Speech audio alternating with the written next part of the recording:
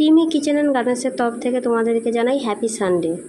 তো সাথে রয়েছে সানডে স্পেশাল মটন। তো মটন রান্না করার জন্য আমি আলুগুলো ভেজে তুলে রেখেছি।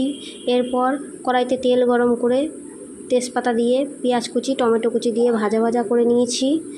এদিকে আদা রসুন কাঁচা লঙ্কা টমেটো পেঁয়াজ একসাথে পেস্ট করে নিয়েছি। এরপর কড়াইতে পেস্টটি দিয়ে ভালোভাবে নাড়াচাড়া করে নিয়ে সাথে দিয়েছি লঙ্কার গুঁড়ো জিরের গুঁড়ো হলুদ গুঁড়ো লবণ পরিমাণ মতন দিয়ে ভালোভাবে মশলাটি কষিয়ে নিতে হবে। খানিকক্ষণ মশলা কষানোর পর দিয়ে দিয়েছি টক দই। টক দইটা দিয়েও ভালোভাবে অনেকক্ষণ নাড়াচাড়া করে নেব যতক্ষণ না মশলার থেকে তেল ছেড়ে আসে। এরপর মশলার থেকে তেল ছেড়ে আসলে আমি আগের থেকে সিদ্ধ করে রাখা মটনটা মশলার ভিতর দিয়ে দেব।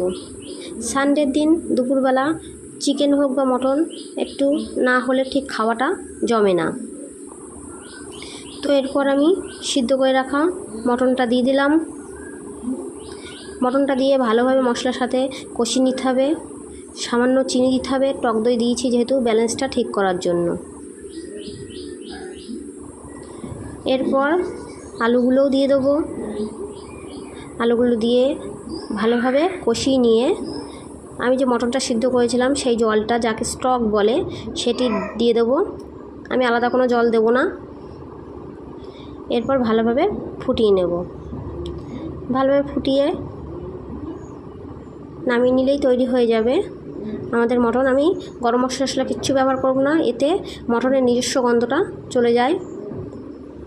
তো আমার মটন সম্পূর্ণ তৈরি। এরপর ভাতের সাথে মটন আলু নিয়ে জমিয়ে খেয়ে নিলাম। তো আমার ভিডিও ভালো লাগলে তোমার পাশে থেকো, সাবস্ক্রাইব করো, কমেন্ট করো।